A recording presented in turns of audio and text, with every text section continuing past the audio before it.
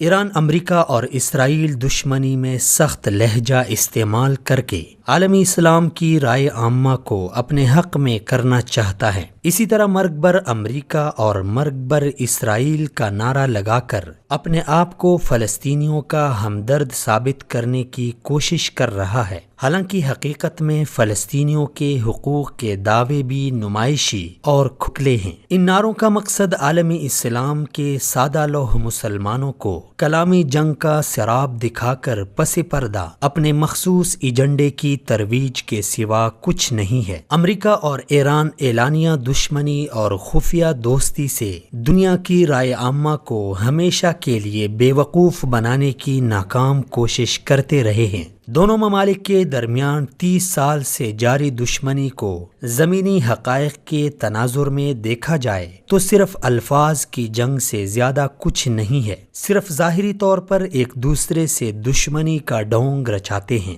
دونوں ممالک اپنے اپنے میڈیا کو ایک دوسرے کے لیے تیار کردہ دشمنی کے غبارے میں ہوا بھرنے کے لیے استعمال کرتے ہیں۔ دراصل اس مخالفت کے پردے میں وہ ایک دوسرے کے نفع کا سامان کر رہے ہیں۔ دونوں ممالک نے اپنے دو چہرے رکھے ہیں، ایک ظاہری اور دوسرا پردے کے پیچھے۔ ظاہری طور پر امریکہ ایران کو مشرقی وسطی میں اپنا حریف ظاہر کرتا ہے جو دہشت گردوں کی مدد کرتا ہے اور اسرائیل کے لیے خطرہ ہے، اور اس کا ایٹمی پروگرام خطے کی سلامتی کے لیے معاون نہیں ہے۔ ایران کے نزدیک امریکہ شیطانی عظیم ہے جو ایران اور خطے پر اپنی بالادستی قائم رکھنا چاہتا ہے، جبکہ اندرونی خانہ دونوں نے مل کر خطے میں ایران کو ایک کلیدی کردار سپرد کیا ہے اور خطے پر امریکی شکنجے کی مضبوطی کو یقینی بنایا ہے۔ عراق اور افغانستان میں امریکی جنگوں نے امریکی خارجہ پالیسی کو آگے بڑھایا ہے، اور ان جنگوں میں ایران نے امریکی مفادات کو تحفظ فراہم کرنے میں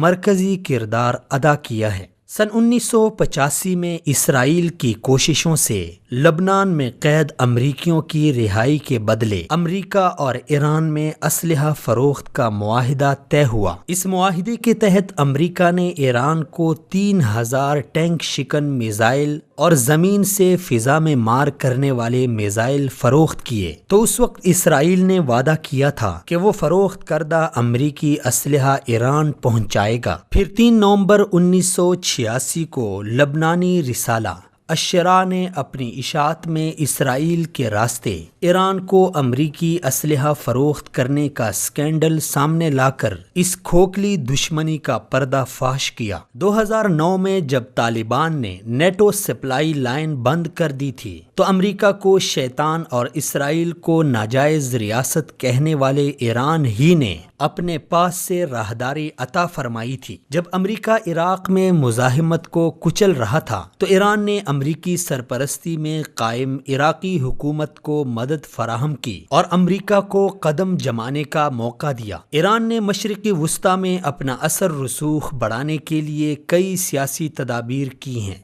ایران ہی نے لبنان میں 1980 کی دہائی میں حزب اللہ قائم کی اور اسے تربیت اور اسلحہ فراہم کرتے ہوئے اس کی مدد جاری رکھی۔ شام میں علوی حکومت سے تعلقات کو مضبوط کیا اور اپنے آپ کو عالمی سطح پر شیعوں کی نمائندہ حکومت کے طور پر پیش کیا، اور شیعہ نمائندہ حکومت کا بہانہ بناتے ہوئے قابل ذکر شیعہ آبادی کے حامل ملکوں افغانستان، سعودی عرب، بحرین اور دیگر خلیجی ریاستوں میں مداخلت شروع کر دی۔ مذہبی پیشواؤں کے زیر سایہ ایرانی حکومت نے افغانستان سے لے کر بحیرہ روم کے ساحلی علاقوں بشمول شام اور لبنان تک اپنا اثر رسوخ بڑھایا۔ سابق ایرانی صدر محمود احمدی نژاد نے ستمبر 2008 میں اقوام متحدہ کے اجلاس کے موقع پر نیو یارک ٹائمز کو دیے گئے اپنے ایک انٹرویو میں ایران کی اصل پوزیشن کو بے نقاب کرتے ہوئے کہا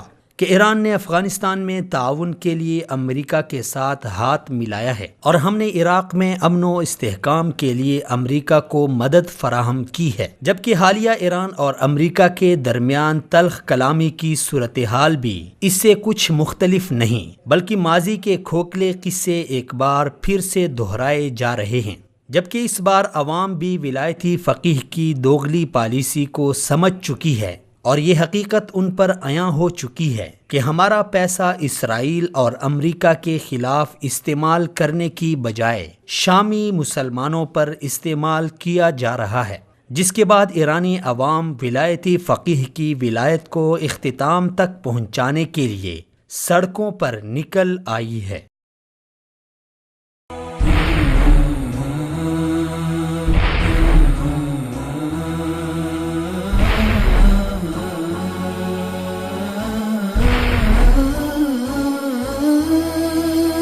مثال اردو، سچ کا چہرہ۔